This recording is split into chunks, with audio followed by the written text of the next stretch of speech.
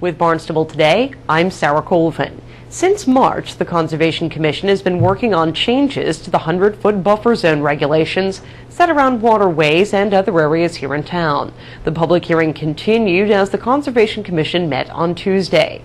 Carol Ridley outlined the changes. Well, just briefly to state or restate the purpose of taking a look at these regulations was to clarify and codify the Commission's regulations dealing with activity within the 100-foot buffer and the opportunities and requirements associated with mitigation.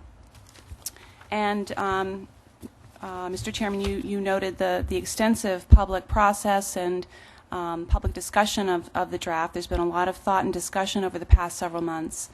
I became involved with the process after your workshop and hearing in March. And our first step was to take a look at all the comments that had been brought forward at that point with regard to the draft at that time. So we had some comments from this commission that you had made during your various meetings. We also had some emails and written comments submitted with regard to the draft at that time from property owners and business owners who may have been affected by the regulation, as well as Arlene Wilson submitted some detailed comments. And so our first task was to compile all of those comments, and we put together a matrix that organized the comments according to each section of the draft. And we went through those very carefully. As you may recall, some of those comments were fairly straightforward, were editorial in nature, so those were fairly easy to deal with. But there were a number of discussion items that were highlighted through that process.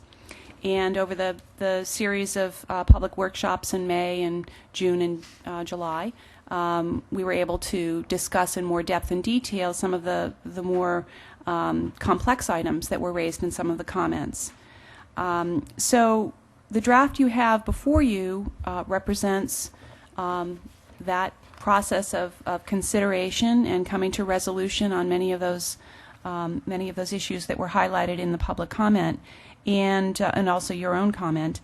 And so I'll just touch on a couple of sort of broad brush changes that are noteworthy. We did expand the definitions section considerably. We added specific definitions of portions of the buffer zone and the zone of jurisdiction to clarify. So as we were referring to these areas throughout the regulation, it was very clear which part of the area of jurisdiction we were making reference to. We also expanded the definition of hardscape. There were a number of comments looking for that direction, and I think that was a sentiment that was I certainly heard from the Commission in your comments. So the definition of hardscape was worked on a bit and expanded somewhat. And we added a definition of water-dependent facility, which is referred to later on in the regulation, and that was, again, in regard to some specific comments raised about some of the unique considerations having to do with water-dependent facilities that had no choice but to be located within the 50-foot buffer. So that was added to the definition section.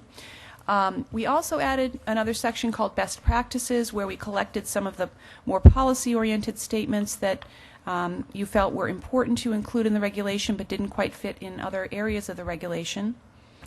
We reorganized and I think clarified the main body of the regulation with respect to separating how different treatment of the 0 to 50-foot buffer versus the 50 to 100-foot buffer portions, and also clarified and I think reorganized the treatment of on-site and off-site mitigation and in-lieu fee payment for mitigation, so that there was a great deal of reorganization that went on there. We also clarified the treatment of pre-existing licensed structures, which I think was a comment that was raised in a letter by Mrs. Wilson, and that is treated in section 7047, so that the treatment of pre-existing licensed structures, if the structure was built on the same foundation and footprint and was licensed and would not require additional excavation or intensification of use, it would not be required to provide mitigation. And we also responded to concerns about the unique conditions of water-dependent facilities, and those that meet the definition provided for under the definition section would not be required to provide mitigation under the regulation.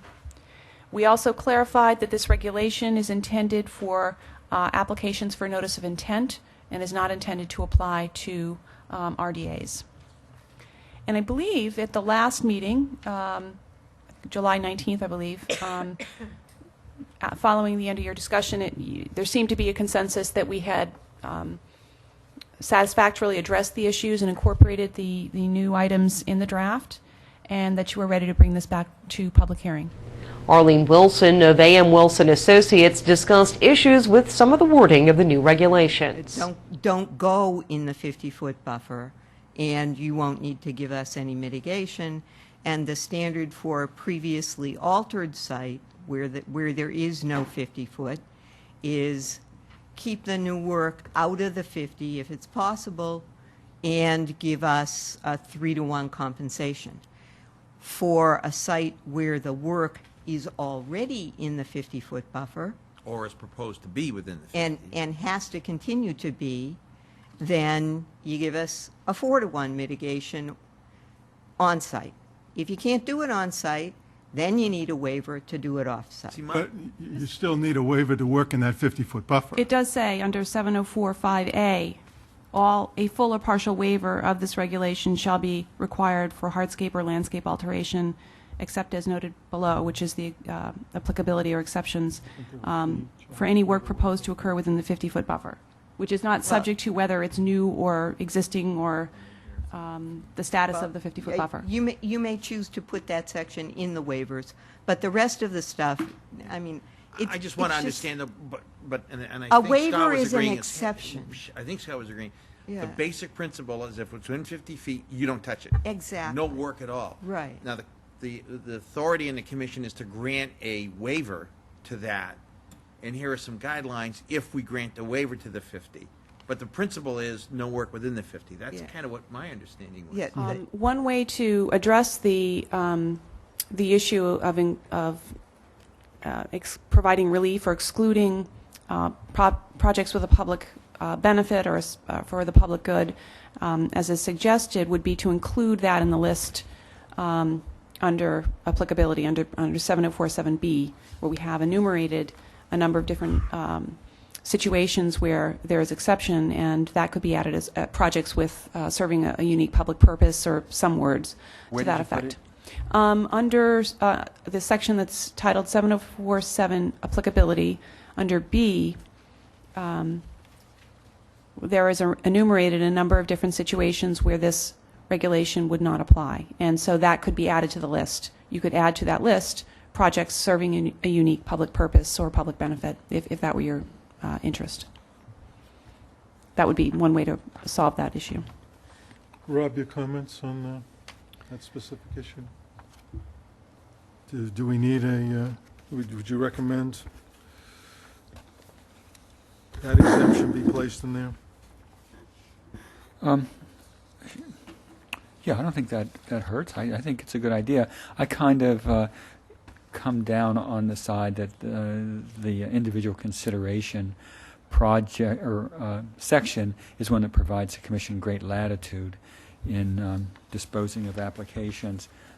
But that said, sure, I think that's a fine idea to spell out projects serving unique public purpose.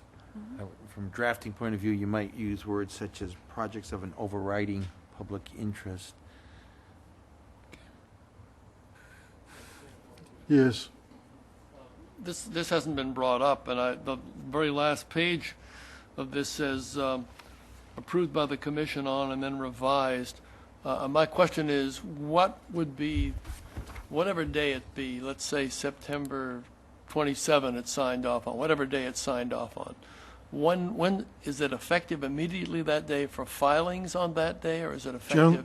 Generally speaking, it would be effective the next business day as soon as the regulation is filed with the town clerk.